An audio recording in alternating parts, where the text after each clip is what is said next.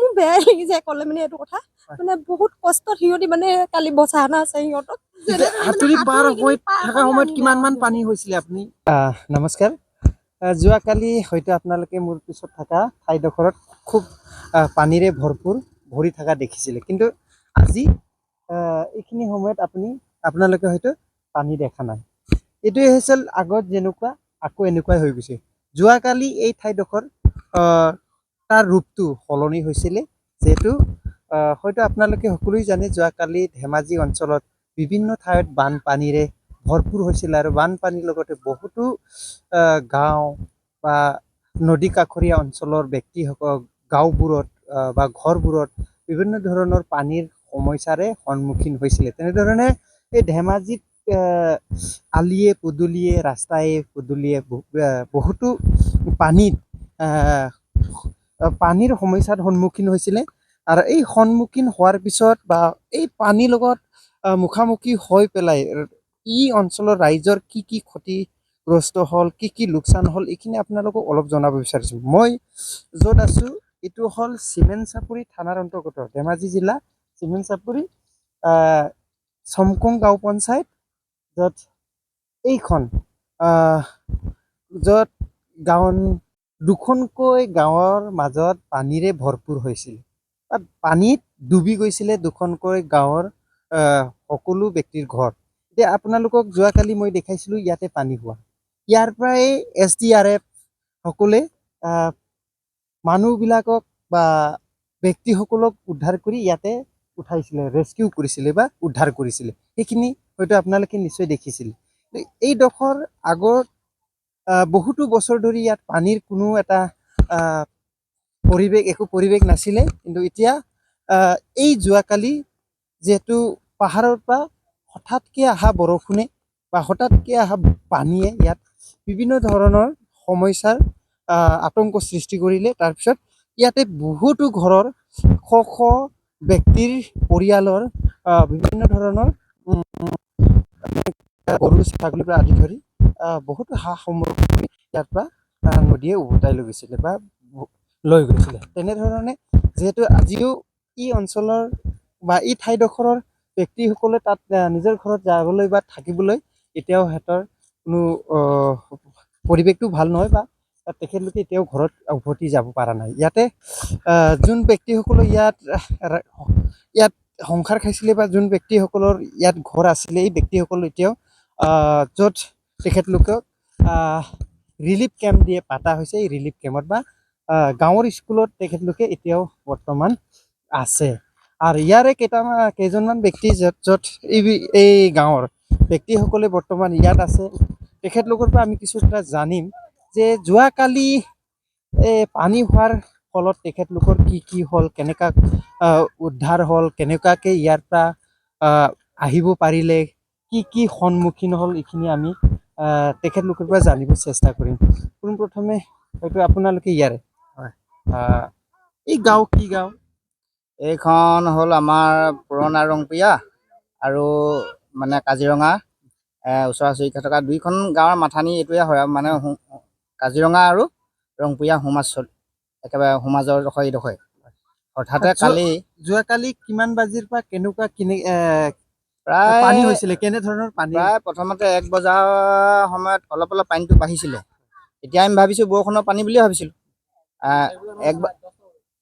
10:30মান বজাত মানে পানীটো বাঢ়িছে আৰু তাৰপিছত প্ৰায় 12 বজাৰ পৰা অলপ বাঢ়ি আহি আছে হঠাতে কিন্তু এনেকুৱা ডাঙৰকৈ আহিব বুলি আমি কোনো ভবা নাছিলোঁ এই ঘৰত মানুহ নাছিলে ৰুবলৈ গ'ল স্কুললৈ কিবা পৰীক্ষা ল'ৰা ছোৱালী হৈ আছে তালৈ গুচি গ'ল তাৰপিছত মানে গৰুবিলাকতো তাতে দিয়া আছিলে সেই সময়তে ইমান ডাঙৰকৈ আহিছে এইফালে উভতনিও আহিছে আৰু এইফালৰ পৰা ডাইৰেক্ট নদীৰ পৰা একদম সেই স্কুলৰ পাছফালৰ পৰা ডাইৰেক্ট নদীৰ পৰা এটা মেইন সুঁতি এটা মানে এইফালে আহি গ'ল নদীয়ে ফালি আপোনালোকক ঘেৰি ৰাখি তাৰ মাজত থকা মানুহে আমি তাৰ মাজত থকা মানুহখিনিহে আমি যিখিনি মানুহ আছোঁ এতিয়া সেই মানুহখিনি হঠাতে এনেকুৱা হৈ গ'ল নে আমি গৰু ছাগলী চাম নে ল'ৰা ছোৱালীখিনি তাত বহি থকাখিনিকে পাৰ কৰাম একোৱে মানে আমাৰ পাৰ কৰাবলৈ আমাৰ সুবিধা নহ'ল কাৰণ এইফালে আচল মেইন পাৰটোত যেতিয়া নেকি পানীটো বেছি হৈ গুচি গ'ল এতিয়া আমি কাক কোনে চাবলৈ আমাৰ মানে ধৈৰ্য সীমা আমাৰ হেৰাই গুচি গ'ল সেইকাৰণে অৱশেষত আমি প্ৰশাসনক জনালোঁ চৰকাৰী বিষয়াসকলক আমি ফোন কৰি জনালোঁ যে আমাৰ মানুহখিনি তাত ফচি গ'লোঁ,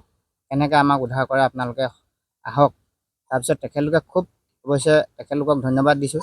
চৰকাৰী পক্ষৰ মানুহক আমি এতিয়া ধন্যবাদ দিছোঁ। কালি মানে এনেকুৱা স্পীডত তেওঁলোকে কামখিনি কৰিছে, আমাক খুব মানে হঠাতে মানুহখিনি তেওঁলোকে আনি পাৰ কৰাই দিলে। তাৰপিছত পশুধনো প্ৰায় উদ্ধাৰ কৰিছে।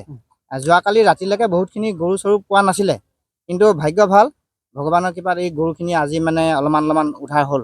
তাৰ ভিতৰতে কাৰোবাৰ গৰু দুটামান এতিয়া পৰ্যন্ত গৰু নাই পোৱা কিছুমান। তাৰপিছত ছাগলী তাগলীবোৰ এইবিলাক হিচাপ নাই, এতিয়া কাৰ ছাগলী কি গ'ল কি নগ'ল এইবিলাক মানে হিচাপ এতিয়ালৈকে কোনো হিচাপ দিব পৰা নাই। আমি এইটোৱে গৰুখিনি হিচাপ এতিয়া গৰু হিচাপটো ওলাইছে, তাৰে এঘৰ মানুহৰ এতিয়ালৈকে 2টা গৰু ওলোৱা নাই আৰু এঘৰ এটামান এতিয়ালৈকে ওলোৱা নাই, কিন্তু আজিলৈকে কিন্তু ওলাবলৈ বাকী মানে এইডোখৰ জেগাত আৰু ওলাবলৈ বাকী আছে বুলি আমি ভবা নাই। তাৰমানে এতিয়া পানীটো শুকাই গ'লতো, এতিয়া পলস হৈ গ'ল। এতিয়া প্ৰায় এককালৰ তলত এতিয়া পলসে হৈ আছে। ইয়াততো এতিয়া গৰু ক'ৰবাত আছে বুলি আমি ভবা নাই। তাৰমানে আমাক যিমান পাৰোঁ আমি সিমান চালোঁ। সেই বস্তুটো আমি এতিয়া নিজে ক'ব নোৱাৰোঁ গৰুটো ক'ত গ'ল আৰু ছাগলীখিনি ক'ত গ'ল। যিখিনি উদ্ধাৰ কৰা হ'ল। মানুহখিনিতো একো হোৱা নাই। মানুহখিনি সেই বিপদৰ পৰা উদ্ধাৰ কৰিলে চৰকাৰী SDF আহি, তেখেতলোকে একদম বহুত তৎপৰতা মানে মানুহখিনি উদ্ধাৰ কৰিছে। আগে পিছে হয় নেকি এনেকুৱা পানী? আগে পিছে মানে 2011 চনৰ লাষ্ট আছিলে, 2011 চনৰ 15 আগষ্টত লাষ্ট। তেতিয়া মানে এইটো পৰিৱেশ হৈছিলে না এইটো বেলেগ ষ্টাইলত? এই পানীটো এনেকুৱা পৰিৱেশ নহয়, সেইটো গৰাখহাই আহিছিল। গৰাখহাই ধৰক সেইটো আহিছিলে, কিন্তু এইটো আকৌ গৰাখহোৱা নহয়। ই মানে ওপৰৰ এৰি দি আহিলে, হঠাতে আহি গ'ল। এনেকুৱা পানী আমি দেখা নাই। ইয়াতে আমি এতিয়া ল'ৰাৰ পৰা ইমান বয়স হৈছোগে, আমি ইয়াতে ডাঙৰ হ'লোঁ, কিন্তু এনেকুৱা পৰিৱেশটো আমি সঁচাকৈ পোৱা নাছিলোঁ। এই প্ৰথম আজি এনেকৈ আমাক কিন্তু গৰাখহনীয়া আমি গৰাখহাই লৈ গ'ল। আমাৰ এইটো গাঁও গৰাখহাই লৈ যোৱা, কাজিৰঙাৰ পৰা ধৰি এনেকৈ ৰংপুৰীয়া গৰাখহনীয়া কৰি লৈ যোৱা। কিন্তু এই গৰাখহনীয়া নিয়াৰ পিছত ওপৰত পানী অহাটো কালিহে পানী পাইছোঁ হঠাতে। খুব বেছি 2 ঘণ্টাৰ ভিতৰত এই বস্তুটো হৈছে। এতিয়া মানে প্ৰায় 300 মান মানুহৰ একো ডকুমেণ্ট চকুমেণ্ট কিবা কিবি একো নাইকিয়া হৈ গ'ল। পঢ়া ল'ৰা ছোৱালী একো মানে সিহঁতৰ কিতাপ পত্ৰৰ পৰা ধৰি কাপোৰ কানিৰ পৰা ধৰি সিহঁতক একো উদ্ধাৰ কৰিব নোৱাৰিলে। ক্লাছ 10ত পঢ়ি আছিলে। মোৰ বেয়াই লাগি যায় ক'লে মানে এইটো কথা। মানে বহুত কষ্টত সিহঁতি মানে কালি বচাই অনা আছে সিহঁতক, মানে যেন তেনে।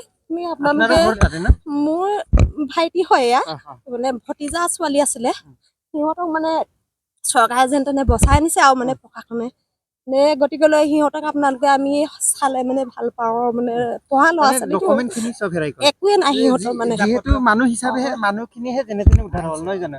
কাগজ পত্ৰ ডকুমেণ্ট একো নাই। পশু এনেধৰণৰ মানে ছাগলী প্ৰায় গাহৰি কুকুৰা এইখিনি মানে প্ৰায় একো নাই। মানে মোৰ ভাইটিহঁতে মানে এইখিনি পশুৰ ভিতৰত গৰুখিনিহে এতিয়া উদ্ধাৰ হৈছে, অকল গৰুখিনিহে উদ্ধাৰ হৈছে, একো নাই মানে। সময়ত বচাব পৰাটোহে পাৰিলে, কিন্তু মাজত কোনো একো মানে একো ঘৰৰ বস্তু মানে বচাব নোৱাৰিলে। আৰু খেতি বাতিটো প্ৰায় বহুত আছিলে, চব শেষ হৈ গ'ল। সিহঁতি 10 বিঘা মানে প্ৰায় মাটি ৰোৱা হৈ গৈছিলে সিহঁতৰ। 10 বিঘা মান মাটি আকৌ 6 বিঘা মান মানে সিহঁতৰ হেৰি আছিলে, জলকীয়া খেতি আছিলে। একো মানে সিহঁতি উদ্ধাৰ কৰিব নোৱাৰিলে। কচু খেতি প্ৰায় মানে সিহঁতৰ বুলি নহয়, প্ৰায় মানে এইখিনিত একেবাৰে 4 ঘৰ মান মানুহ হয়, একেবাৰে সিহঁতি মানে শেষ হৈ গ'ল। এইটো জিতেন গগৈ আৰু লোহিত ফুকন, দেৱজিত গগৈ আৰু মন্টু গগৈ, মানে সিহঁতৰ একেবাৰে শেষ হৈ গৈছে। যিকোনো যোৱাকালি হ'ল, এতিয়ালৈকে হয়তো কি লোকচান হ'ল, ক্ষতিপূৰণ যিহেতু পাব লগা আছে, হয়তো গামবুঢ়া থাকিব, আপোনালোকক লিষ্ট কৰিব। আজিলৈকে লিষ্ট এই যিটো ক্ষতিপূৰণ হ'ল আপোনালোকৰ, নহয় জানো, লোকচান হ'ল, এইখিনি বিষয়টো এতিয়ালৈকে লিষ্ট হোৱা নাই। নিশ্চয় আহিব। মই অনুৰোধ জনাব বিচাৰিছোঁ, যিহেতু অতি শীঘ্ৰে এইখিনি গাঁৱৰ ৰাইজৰ যি ক্ষতিগ্ৰস্ত হ'ল বা লোকচান হ'ল, এইখিনি যাতে ডিপাৰ্টমেণ্টৰ পৰা, নহয় জানো, সহায় যি পাৰে অতি শীঘ্ৰে দিয়াটো ভাল বুলি মই অনুৰোধ কৰে। আৰু আপোনালোকৰ গাঁও পঞ্চায়ত, আপোনালোকৰ চিমেণ্ট পঞ্চায়ত ন? কিবা আপোনালোকৰ গামবুঢ়া নিখিল কি লিখে? নিখিল বৰা ন? যোৱাকালি কি পালে আপোনালোকে? যোৱাকালিৰ ভিতৰত আমি যোৱাকালি মানে যেতিয়া ইয়াত আমাক ইয়াৰ পৰা উদ্ধাৰ কৰি আনিলে, তেতিয়া আমি মানে শিবিৰত গ'লোঁ। তাৰপিছত শিবিৰত যোৱাৰ পিছত মানে চাউল ঘৰৰ সকলোৱে ভালে উদ্ধাৰ হৈছে নে? মানুহকেইটা ভালে বুলি ক'ব নোৱাৰি আৰু, কলগছৰ ভূৰৰ ওপৰত উঠাই পিনি মানে।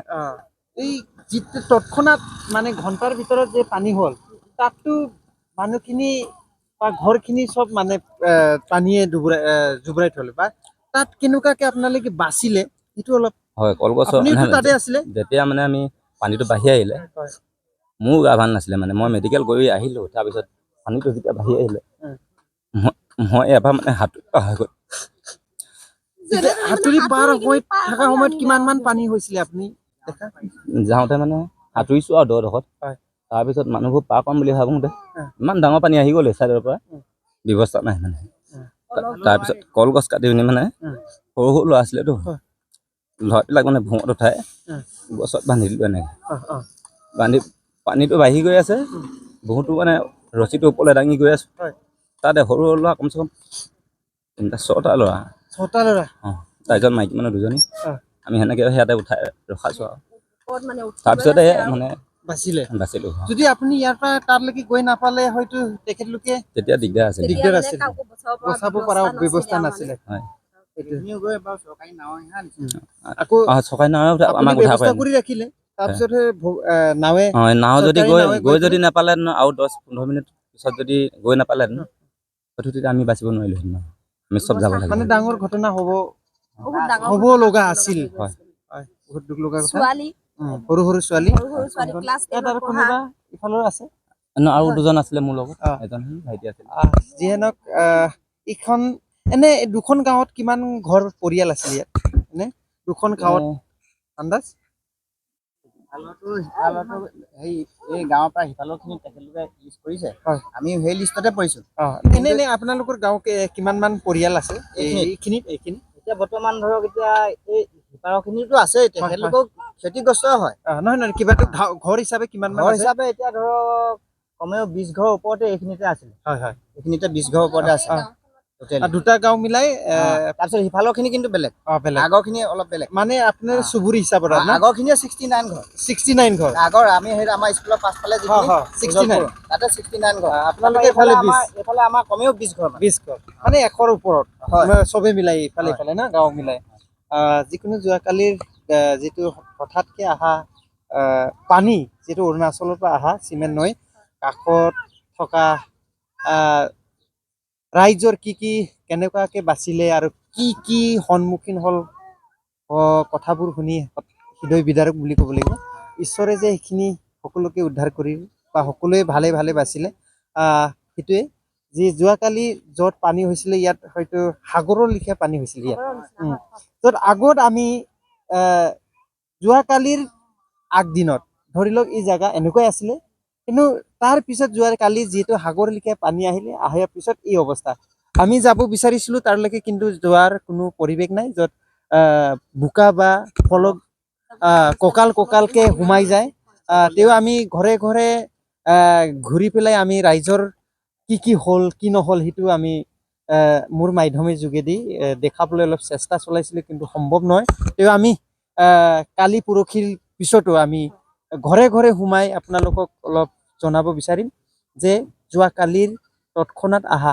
পানীত ই ৰাইজৰ কি লোকচান হ'ল কি ক্ষতিগ্ৰস্ত হ'ল সেইটো দেখাম আৰু ইয়াতে ক'ব লাগিব যে আমাৰ ইয়াত ডাঙৰ এটা লোকচান চিমেণ্ট নদী চিমেণ্ট দলঙৰ ৰেলৱে দলং ডবি গ'ল ডবি যোৱাৰ পিছত আমি ট্ৰেইন নাপাম এতিয়া বছৰ ধৰি এইটো আমাৰ এটা দুখ লগা কথা আৰু লগতে ইয়াৰ গাঁৱৰ ৰাইজ বা ইয়াৰ নদী কাষৰীয়া ব্যক্তিসকলৰ কাৰণে এটা ভাবিব লগা চিন্তনীয় বিষয় হৈ পৰিছে নহয় জানো ইয়াত ভৱিষ্যত যদি এইটো কিবা এটা ব্যৱস্থা নহয় নদী বাঢ়িলে যদি ইয়াত আকৌ পানী আহে তেতিয়াহ'লে ইয়াত খেতি বাতি কৰি সংসাৰ পোহপাল কৰাটো সম্ভৱ নহ'ব তাৰ কাৰণে অনুৰোধ জনাই বিষয়াসকলক যাতে ইয়াত যদি গৰা প্ৰটেকশ্যনৰ কাৰণে বা মাথাউৰিৰ কাৰণে যদি ব্যৱস্থা কৰি দিয়ে সেইটো আপোনালোকক মই অনুৰোধ জনালোঁ আৰু সেইটোৱে আছিল যোৱাকালি আৰু আজি কি হৈ আছে